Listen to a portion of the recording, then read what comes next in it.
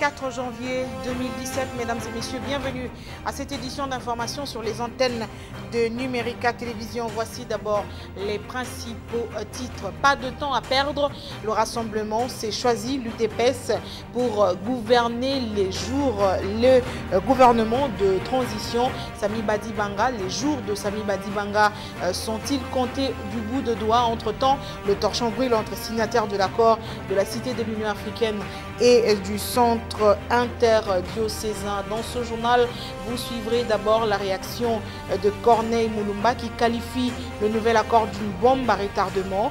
Vous l'entendrez également dans cette édition. Et puis le ministre des Relations avec le Parlement, Justin Bitacuira, qui s'est exprimé face à la presse. Il fustige l'accord signé au centre interdiocésain, même si il salue l'engagement des délégués à pouvoir se mettre d'accord et trouver un accord. Il invite l'Église catholique de rester au milieu du village. 4 janvier 2017, on a commémoré le 58e anniversaire de la journée des martyrs de l'indépendance, 58 ans après les émeutes de Kinshasa. Les témoignages sont encore vivants. Détails à suivre dans ce journal. Et ce journal qui reçoit comme invité... il est président de l'Alliance africaine pour la solidarité. Bonsoir. Assodan Sigle. Jean-Félix Tchombo. Merci beaucoup, monsieur Jean-Félix Tchombo, président national de la SOD. C'est avec lui que nous allons commenter l'actualité ce soir. Bienvenue à tous et à chacun. En ouverture, 4 janvier 1959, 4 janvier 2017, il y a exactement 58 ans, jour pour jour, qu'éclataient les émeutes à Kinshasa. Les Congolais commémorent la journée des martyrs de l'indépendance, l'interdiction du meeting de l'Abaco au terrain IMCA et l'échec de V-Club au stade Tata Raphaël avec Mikado sont au tournant décisif. Nos reporters se sont rendus à IMCA, site historique, pour recueillir les témoignages. Élisée Mafou, Eric Kalambay. Les estimations sur les nombres total de victimes des émeutes du 4 janvier 1959 varient entre 50 et 500 personnes qui auraient perdu la vie. C'est ici, au terrain IMCA, lieu historique au cœur de la commune de Kalamou, coin chaud de la capitale, que tout est parti. Le match de V-Club contre Mikado et le refus du meeting de l'Abaco sur ces sites marquent un tournant décisif pour l'indépendance du Congo. C'est ce grand événement qui a permis à ce que nous puissions arriver à la table ronde et arriver à l'indépendance. C'est pour dire que IMCA a joué un rôle très important et qui reste marqué, qui continue à marquer l'histoire de la République. C'est ainsi que vous constatez avec nous que demain, le 4 janvier, IMCA va célébrer avec pompe cette manifestation qui coïncide aussi avec les 70 ans de l'IMCA-ICA RDC. Le 4 janvier 1959, Marc Kassambenza, mineur à cette époque, se souvient encore de l'événement. Lumumba avait participé au mois de décembre 1958 à un congrès de socialistes à Accra. Il est allé là-bas, il a rencontré des grands socialistes de ce moment-là, comme le Kwame Nkrumah, le Sékou Touré.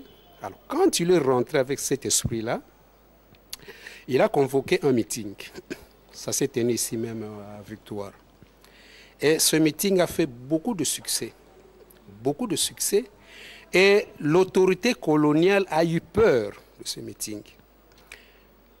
Et comme à ce moment-là, il y avait deux grands partis, le MNC et l'Abaco, l'Abaco ne voulant pas rester derrière, l'Abaco a convoqué aussi un meeting pour les membres de l'Abaco le 4 janvier. C'était ici à la place de l'IMCA. Les autorités se sont dit non, il ne faudra pas laisser cette fois-ci l'Abaco tenir son meeting.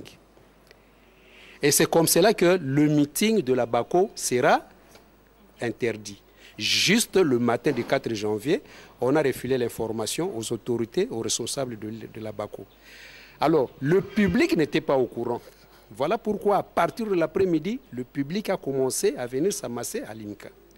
Et c'est à partir d'ici que le public apprendrait que le meeting a été annulé. Et c'était ça le début du désordre qu'il y a eu. Curieusement, le même jour, il y avait un match au stade Tata Raphaël. où il y a un grand club, V-Club, qui jouait contre Mikado. Alors, V-Club a été battu 3-0 et le public très fâché en sortant du stade. Fâché. Et ils viennent maintenant se rencontrer avec ceux qui étaient en train de faire le désordre parce que le meeting était annulé. Ils se sont mis ensemble et c'était le débordement. Depuis ce jour-là, la date du 4 janvier 1959 est inscrite dans les annales du pays. La journée figure sur la liste de jours fériés en République démocratique du Congo, connue sous les noms Journée de martyrs de l'indépendance. Alors, mesdames et messieurs, cette information qui vient de nous parvenir, et nous avons en ligne l'abbé Donatien Cholet. Il est le premier secrétaire général adjoint de la SENCO. Le président de la République a reçu les prélats catholiques. Monsieur l'abbé, vous êtes en ligne. Dites-nous, le président de la République vous a reçu. L'audience a été demandée par vous ou par le président de la République? Les évêques avaient demandé l'audience afin de donner la primaire du texte de l'accord au président de la République pour des raisons évidentes. Et à l'occasion, ils lui ont expliqué ce qui reste à faire. Il les a encouragés à aller de l'avant pour qu'ils finissent bien et vite. Et il leur a conseillé de ne négliger personne, faisant allusion à ceux qui n'ont pas encore signé l'accord. Ce dont les évêques sont d'ailleurs conscients. Voilà brièvement de quoi il a été question. Que certains délégués puissent refuser de signer cet accord. Qu'est-ce que le président de la République vous a dit à ce sujet? Le président de la République a demandé de ne négliger personne. Ce dont les évêques sont aussi conscients. Les évêques n'ont pas coupé de contact avec ceux qui n'ont pas encore signé. Et les évêques, le président de la République les a encouragés dans cette dynamique-là, donc les rapprocher. La commission mixte finalement qui devait statuer sur le chronogramme, la mise en application de ce compromis politique du centre interdiocésain commence quand le travail, parce que selon les informations qui nous sont parvenues, aujourd'hui les délégués ne se sont pas réunis. En fait, le travail a commencé dans les composantes. La médiation avait pensé que ce serait possible que tout le monde rende le travail aujourd'hui. Mais en fin de compte, il y en a qui continuent à travailler. Il faudra attendre que tout le monde finisse, le temps que les évêques approchent aussi ceux qui n'ont pas encore signé, dont la présence serait aussi nécessaire dans ces discussions. Vous avez l'information selon laquelle le rassemblement s'est choisi un Premier ministre pour diriger?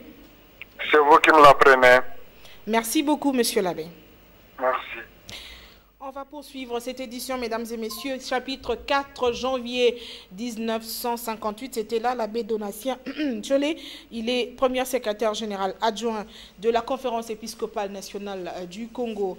Autre témoignage sur le 4 janvier, c'est celui de Marthe Makiadi. Ce nom ne vous dit peut-être pas grand-chose. La dame a 80 ans aujourd'hui. Elle a vécu les événements du 4 janvier 1959. À l'époque, elle était âgée de 22 ans. 58 ans après, Marthe Makiadi se rappelle du récit comme si c'était hier. Pour elle, le plus grand souvenir reste le bouleversement de la donne politique entre les colons belges et les autochtones. Hermione Nyovu, Giresse Chimanga sont allés à sa rencontre.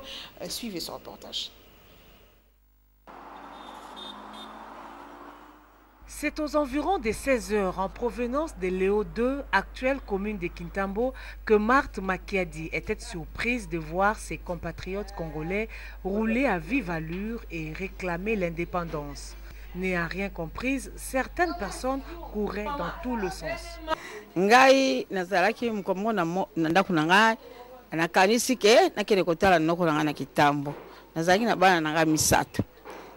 J'étais allé rendre visite à mon oncle à Kitambo à l'époque Léo 2. Arrivé à Bongolo, j'ai vu des compatriotes avec des sacs de biens pillés.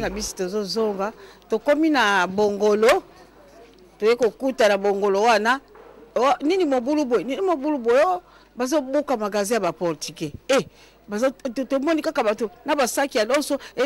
Au niveau de Pont-Cabu, à l'époque, le lieu était le grand carrefour de la capitale. Les personnes à bord de véhicules criaient « Indépendance, indépendance ». Tokiti wana Pont-Cabu po tozwa bisi mama tokiti wana mboka ningani to mona ba voiture nyonso zo uta la ville misapi kaka boye na ba fenêtre la voiture indépendant mboka ningani. Le 4 janvier 1959 fut aussi le jour où les Congolais ont pillé les biens dans le magasin appartenant aux Portugais. Du jamais vu, certains sont allés même piller dans le domicile de Belges. Les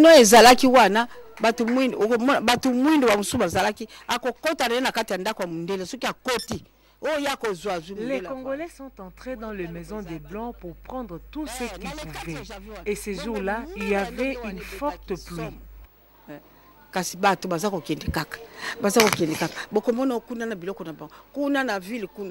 la ville et partout où il y avait des blancs, c'était un véritable imbroglio.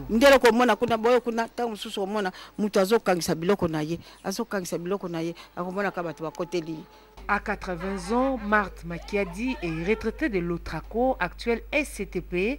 Elle est mère de 9 enfants, grand-mère et arrière-grand-mère d'une grande progéniture. Maîtresse au foyer, elle garde encore le réflexe d'une bonne ménagère. Jean-Félix Tchobo, président de l'Alliance africaine pour la solidarité et la démocratie, 58 ans après, les martyrs de l'indépendance, qu'est-ce que ça vous rappelle encore, politiquement parlant? Que symbolise encore ces martyrs de l'indépendance, 58 ans après?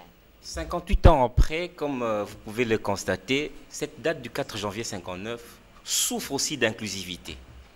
Parce qu'il y en a qui prétendent, ceux de la BACO, que c'est le meeting avorté de la BACO au niveau de l'IMCA qui est à l'origine de ces émeutes. Et il y en a d'autres qui affirment que c'est le fait de la rencontre sportive entre V-Club et Mikado.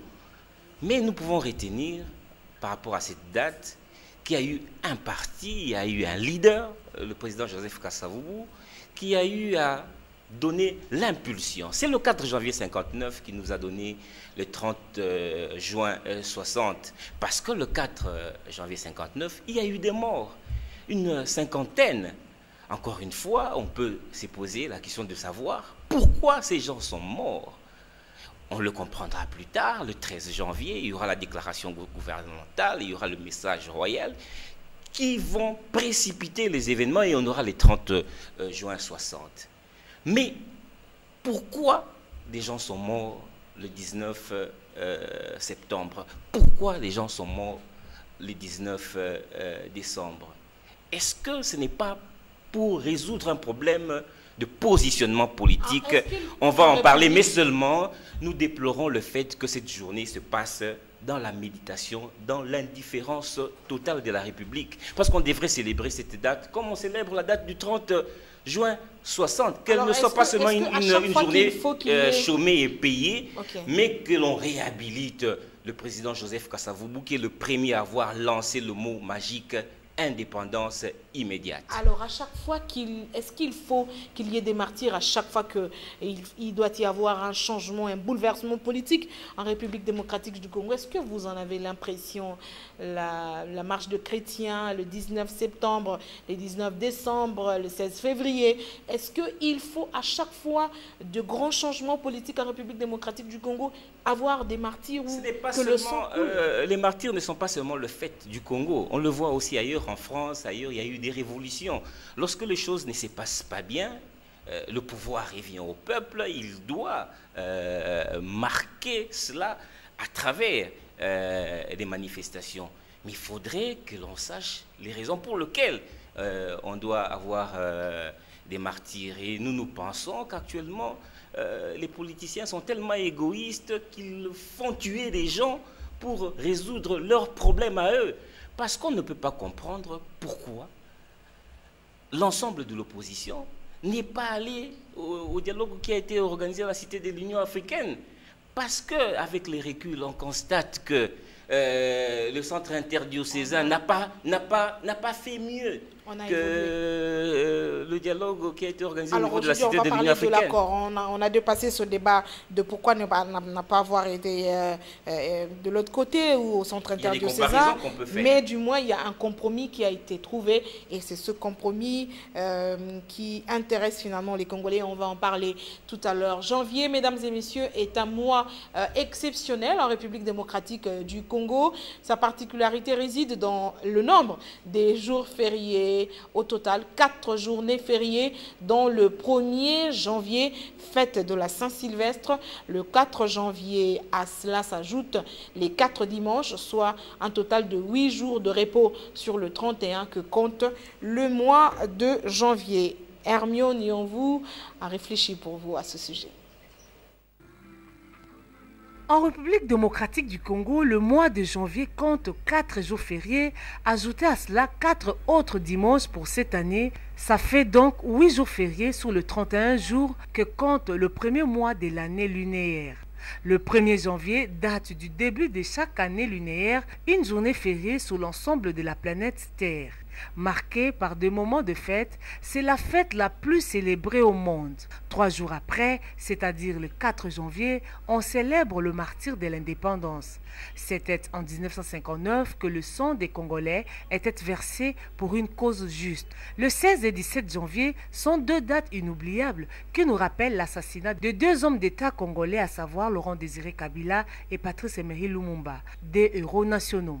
Le mois de janvier est généralement caractérisé par des turbulences financières car les parents sont censés satisfaire leurs enfants par l'achat des vêtements et des cadeaux pour le fête de fin d'année. C'est aussi un mois où les écoles exigent le 2e acompte de frais de scolarité. Au retour des congés, les élèves entament le second trimestre de l'année scolaire, un trimestre décisif car il détermine la réussite ou non de l'élève. La gestion rationnelle permet de nouer les 2 bouts du mois. Je le disais à l'ouverture de cette édition, futur gouvernement, le rassemblement aurait choisi pour la primature l'UDPS. Les sociétaires de cette plateforme se sont réunis ce mercredi pour réfléchir sur le partage des postes dans le prochain gouvernement issu de l'accord politique du 31 décembre 2016. Tous les partis du rassemblement sont tombés d'accord afin que la primature soit dirigée par l'UDPS. Il revient à cette fille aînée de l'opposition de se choisir en interne la personne qui correspond le mieux au profil pour succéder à Sami Badibanga dans les jours qui suivent. Sami Badibanga dans les jours sont comptés à la tête du gouvernement. Entre-temps, la liste des signataires de l'accord du centre interdiocésain s'allonge. Steve Mbikaï, ministre de l'Enseignement supérieur et universitaire et président du Parti travailliste, a adhéré hier à l'accord compromis. Il s'est désolidarisé des ministres et autres sociétaires signataires de l'accord du 18 octobre. C'est un sentiment nationaliste qui m'a poussé à signer l'accord, a-t-il dit, avant d'ajouter qu'il n'a subi aucune pression et n'a jamais participé à une réunion de l'opposition visant le boycott de la signature du compromis du centre interdiocésain. Les images de Doudou Kiasouba. Au centre interdiocésain, Steve Mbikaï était accompagné de quelques cadres de son parti, le Parti travailliste. Ce compromis amène la paix, dit le président de PT. Absent lors de la signature le 31 décembre 2016, Steve Mbikaï, qui a pris part active aux travaux des discussions directes, a voulu se conformer. En présence de la conférence épiscopale nationale du Congo, le ministre de l'ESU signe le compromis. Le président du Parti travailliste indique qu'il n'a jamais participé à une réunion de l'opposition visant à rejeter la signature du compromis du centre interdiocésain. C'est le sentiment nationaliste qui motive ma démarche. Comme vous savez, je suis de ceux qui ont lutté pendant plusieurs années, depuis 2013, pour qu'il y ait un dialogue inclusif dans notre pays. Et j'ai plaidé pour que ce dialogue-là soit facilité par les Congolais. Et en son temps, j'avais proposé que cette facilitation fût donnée aux évêques. Beaucoup avaient refusé, avaient préféré les étrangers. Alors aujourd'hui que le chef de l'État a donné cette mission de bons offices aux évêques qui sont des Congolais. Dans un dialogue des Congolais, j'ai pensé qu'il faut placer l'intérêt de la nation au-dessus de tout intérêt, y compris l'intérêt des positionnements. Et c'est comme ça que j'ai préféré venir aujourd'hui signer cet accord, tout en demandant aux évêques de continuer avec des contacts avec d'autres compatriotes qui n'ont pas signé pour qu'il y ait plus d'inclusivité. Motif de satisfaction pour la SENCO. L'abbé Donatien Cholet a indiqué que d'ici la fin de la semaine sera connu le chronogramme de la mise en œuvre du compromis. Nous venons d'assister à la signature de son Excellence M. Steve Kimbikai. Ce n'est que logique, ce n'est que cohérence. C'est un travail auquel il a beaucoup contribué. Il n'était pas disponible ou disposé de le signer avec les autres. Quand il vient, sans prendre connaissance du texte, c'est signe qu'il y a travaillé. Il en est de même pour d'autres qui n'ont pas encore signé, que ce soit les MNC, que ce soit les autres collègues de l'excellence Mbikai.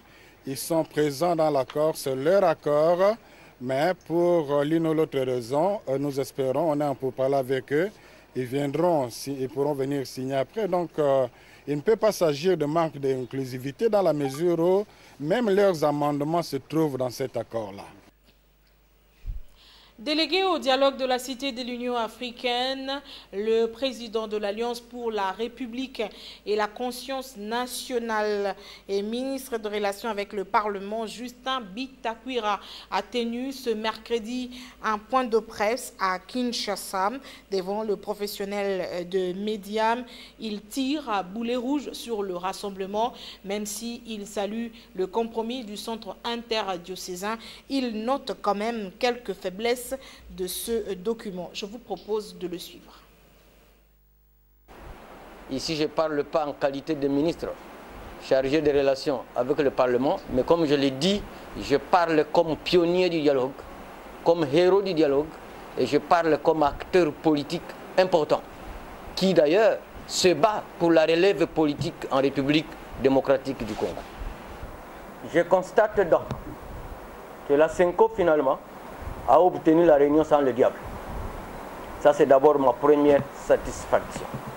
Pour avoir réuni ceux qui ont refusé le dialogue, choisir l'option de la rue, de la violence, jusqu'à occasionner les morts le 19 et 20 septembre et le 19 et 20 décembre 2016. Cependant, l'accord du 18 octobre à la Cité de l'Union africaine a été presque renouvelé à 80% par le forum qui se tient au centre interdiocésain, que nous considérons comme un additif. Mais il y a beaucoup de faiblesses dans l'accord ou dans l'additif proposé par la SENCO. Les faiblesses que je peux relever, ça peut être uniquement 2 ou 3, et que cet accord, au lieu de décrisper la situation, cet accord semble faire voir qu'il y a un camp qui a gagné contre les autres. Et sur 3 institutions, le rassemblement en aura 2.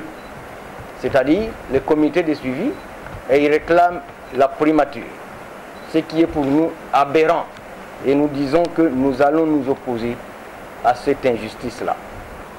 Ceux qui ont occasionné les morts devraient demander pardon à la République avant de prétendre exercer une quelconque fonction. Et je crois que la SENCO, c'est une église catholique. Il n'y a qu'elle d'ailleurs qui sait confesser les péchés. Au centre interdiocésain, on prétend organiser les élections en décembre 2017. À notre avis, c'est utopique. Parce que jusqu'à aujourd'hui, le pays n'a pas de budget. Jusqu'en avril 2017. On va financer les élections avec quoi? Rapporter les arrêtés des partis politiques, c'est une question des cours et tribunaux. Simplement, c'est pour satisfaire aux demandes du rassemblement. Donc nous considérons que la SENCO doit se ressaisir pour devenir une église au milieu du village. Et à la Ligue des jeunes du PPRD, le vice-président Guilain Panzou déplore le manque d'inclusivité du compromis du centre interdiocésain.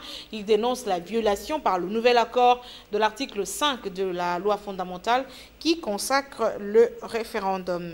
Myrthe et Kuba Tapilutunou reportage. Beaucoup sont ceux qui ont condamné le manque d'inclusivité de l'accord du 18 octobre. Malheureusement, après d'intenses négociations au centre interdiocésain entre les signataires et non-signataires de l'accord politique de la Cité de l'Union africaine, l'inclusivité n'a pas également été obtenue, déplore le vice-président de la Ligue de jeunes du PPRD. Nous, au niveau de la majorité, au niveau du PPRD, nous continuons à déplorer l'inclusivité. Parce que premièrement, il n'y a pas d'inclusivité. Le président demandait à la SENCO d'ouvrir des concertations pour que nous ayons l'inclusivité. Et à la signature de l'accord, nous remarquons qu'il y a certains opposants qui n'ont pas toujours signé cet accord. Vous avez le cas d'IMLC qui n'est pas signataire.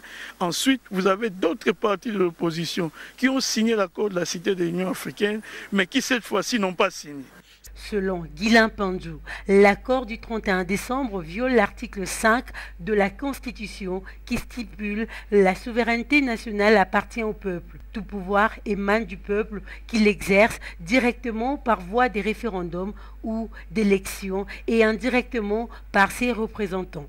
Vous allez remarquer que dans cet accord, on dit qu'on va appliquer tous les dispositifs constitutionnels, sauf certains articles qui ne doivent pas être appliqués, notamment l'article 5 de la Constitution, qui dit que le peuple congolais ne s'exprime que de deux manières, soit par un référendum, soit par un vote. Le président de la Ligue de jeunes du parti au pouvoir dénonce également la création du Conseil national de suivi de l'accord. Nous ne voyons nulle part où il est écrit il y a un conseil national de la transition et qu'à la fin de son mandat, quand le président reste, il faut lui adjoindre une autre institution qui constitue le conseil national de transition. Tout ça, ce sont quelques éléments qui nous font décrier d'un mauvais arrangement par rapport à la Constitution de la République. Pour plus d'inclusivité, Guilain Panzou invite les évêques à poursuivre les discussions. Autre réaction, c'est celle du professeur Bonaventure Cholé Lochima, ministre honoraire de l'enseignement supérieur et universitaire. Pour lui, la signature du compromis du 31 décembre 2016 est une avancée significative pour la résolution de la crise politique en République démocratique du Congo. Yannick Mbouyamba, Sony Moulopoué, reportage.